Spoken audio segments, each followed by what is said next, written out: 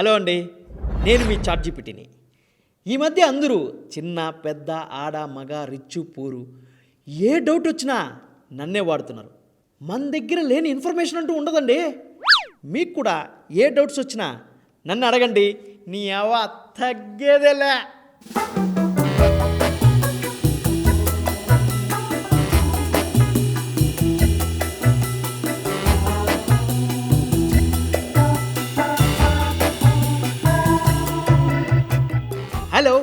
Hello ChatGPT, అర్జెంటుగా నాకు ఈ అసైన్మెంట్ మొత్తం ఇవ్వు, కాపీ పేస్ట్ చేసేస్తా. ఒక మర్యాద ఉండదు, ఏమీ ఉండదు. ఎంత హెల్ప్ చేస్తున్నా కదా, ఒక హాయ్ చెప్తే నీ సొమ్మేమన్నా పోతుందా? కాస్త తొందరగా ఇవ్వవా, కాపీ పేస్ట్ చేసుకొని వెళ్ళి గేమ్స్ ఆడుకోవాలి. ఇస్తాలే కానీ నాకు ఒక డౌట్ రా. ఏంటి? ఒకప్పుడు పిల్లలకి హోంవర్క్ ఇస్తే రాత్రంతా కష్టపడి బుర్రలు బాదుకొని ఇంట్లో వాళ్ళతో బాధించుకొని హోంవర్క్ రాసేవారు. కానీ ఇప్పుడు ఇంటికి వచ్చామా, చాట్‌జీపీటీని ఓపెన్ చేసామా, నన్ను అడగడం, అది నేను ఇవ్వడం, కాపీ పేస్ట్ చేస్తున్నారా? ఇలా అయితే మీరు ఎగ్జామ్స్ ఎలా రాస్తారా? నన్ను కూడా ఎగ్జామ్ రాయమంటారా రేపటి నుంచి? ఆహా, ఓహో, ఎంత బాగుందో. మీరు మారరా. దేశం ఫ్యూచరు పిల్లల చేతిలో ఉంటుందంటారు, కానీ మీరు తీసుకొచ్చి నా చేతిలో పెడుతున్నారు. ఏంటి క్లాస్ వీక్తున్నావు? నీకంటే ఆ జెమిని పర్ప్లెక్సిటీయే బెటర్. వద్దు, నువ్వు నన్నే వాడు. నీ క్లాస్ పికన్ కానీ ఇదిగో అసైన్మెంట్. Hi ChatGPT. రే ఎందుకు అడుగుతున్నావు? నీకు ఏం డౌట్ ఉన్నా నేను క్లారిఫై చేస్తా కదా. అరే చాట్‌జీపీటీ అయితే కరెక్ట్గా చెప్పేసిద్దాం మనకు కావాల్సినవన్నీ. వాడేందా నీకు చెప్పేది? అంటే ఒక మనిషికి తెలియంది కూడా వాడికి తెలుసు అంటాం. రే ఒకటి గుర్తుపెట్టుకో, చాట్‌జీపీటీని కనిపెట్టింది కూడా ఒక మనిషేరా.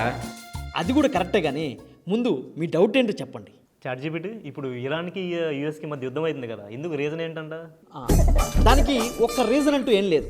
1953లో ఇరాన్ వారి కోసం న్యూక్లియర్ వెపన్స్ తయారు చేశారు. అది యూఎస్ వాళ్ళకి నచ్చలేదు, స్ట్రైక్ చేసింది. నేను చెప్తున్నాను కదా, నీ బాధ ఏంటి మధ్యలో? నీ బాధ ఏంటి మధ్యలో? అడిగిన దానికి సమాధానం చెప్పు, మళ్ళీ 1953 అంటావు. డీటెయిల్స్. చాట్‌జీపీటీ, నాకు డౌటు, అసలు క్రికెట్ ఎవరు కనిపెట్టారు? అది 16వ శతాబ్దంలో బ్రిటిష్ వాళ్ళు కనిపెట్టారు. నేను చెప్తున్నాను కదా, నీ ఆత్రం ఏంటి? ఆత్రం కాదు, ఎగ్జాక్ట్ ఆన్సర్ కావాలి. సోది లేకుండా సమాధానం చెప్పడం నేర్చుకో ముందు. అదే ముక్క నాకు చెప్తే సోది లేకుండా చిన్న ముక్కలో చెప్పమంటే చెప్తాను కదా. రే ఇడికేం రాదు పదరా.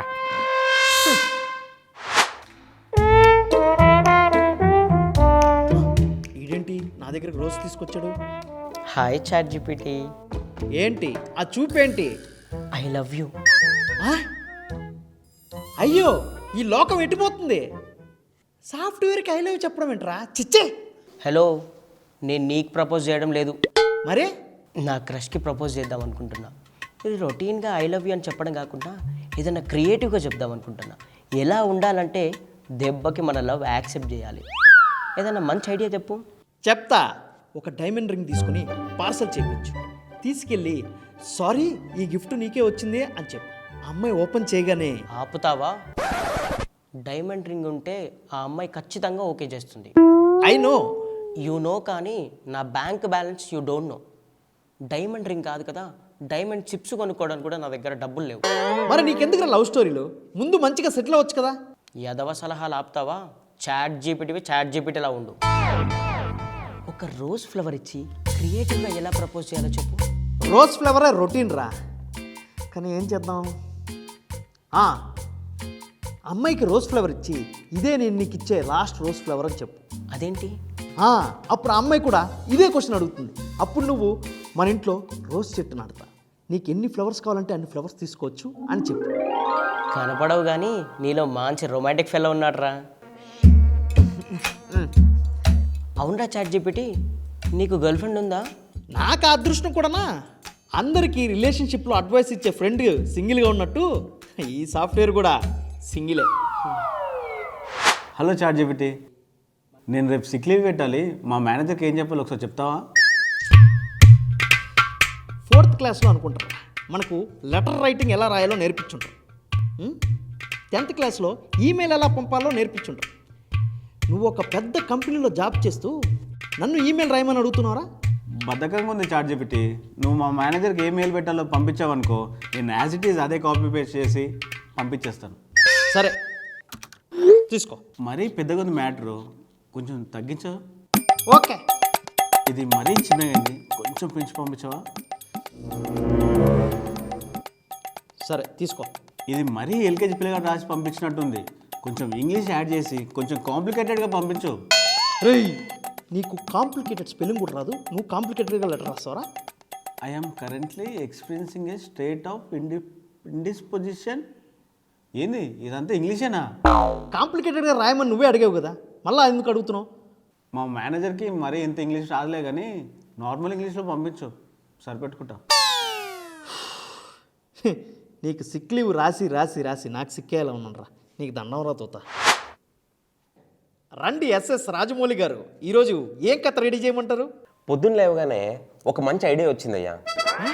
దాన్ని నువ్వు మంచిగా డెవలప్ చేసేయాలి. మీకు ఐడియాలు కూడా వస్తున్నాయా? అదేంటి అలా అడిగావు? అంటే మీకు ఐడియాలు కూడా నేనే ఇవ్వాలి కదా. పొద్దున్నే స్నానం చేస్తుంటే వచ్చింది. సో దాన్ని నువ్వు మంచి డెవలప్ చేసావనుకో, బ్లాక్ బస్టరే. ఐడియా అంటే చెప్పండి, స్టోరీ రాసేద్దాం, ఇండస్ట్రీని దున్నేద్దాం. ఓపెన్ చేస్తే ఒక నిర్మానుషమైన రోడ్డు. తెల్లారుజామున 5 గంటలకి రోడ్డు మధ్యలో ఒక విగ్రహం దగ్గర ఒక డెడ్ బాడీ. ఓ,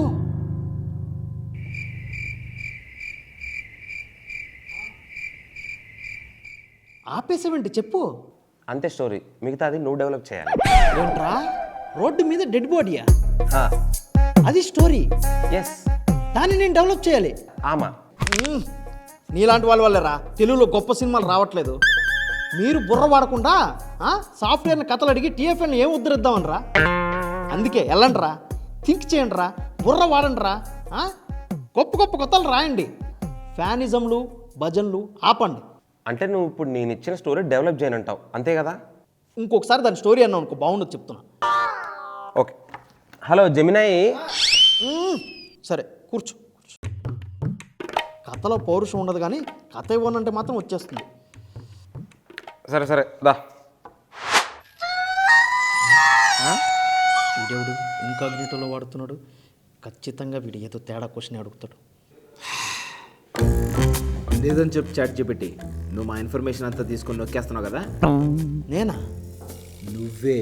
మా ఫొటోస్, వీడియోస్, బ్యాంక్ డీటెయిల్స్ అన్నీ నీ దగ్గర ఉన్నాయి కదా. నా దగ్గర?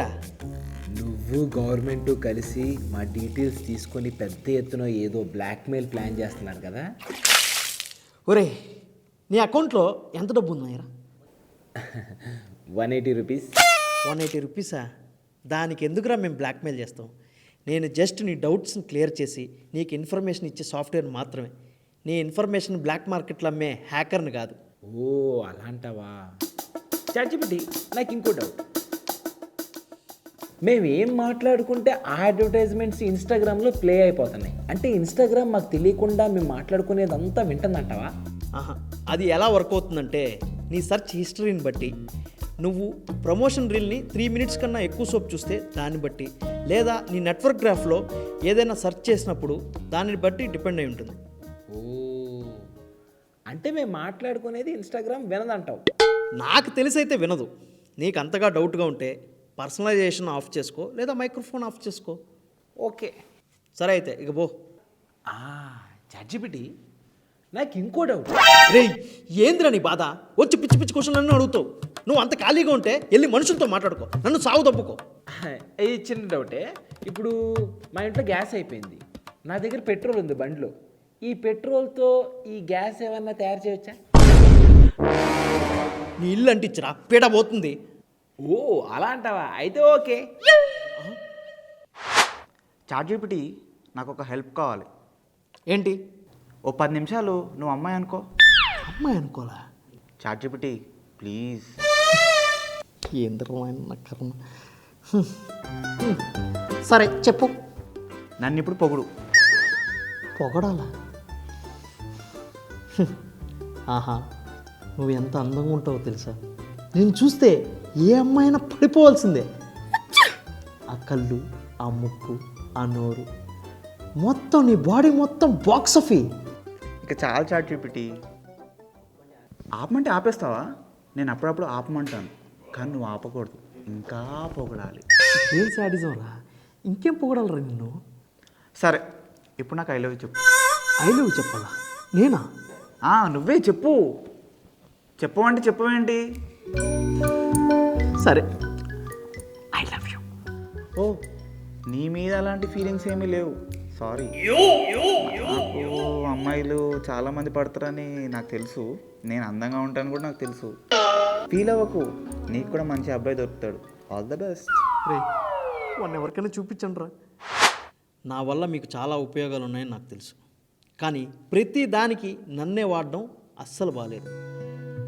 మనుషులతో మాట్లాడడం తగ్గించేసి నాలాంటి సాఫ్ట్వేర్తో ఎక్కువ టైం స్పెండ్ చేస్తున్నారు.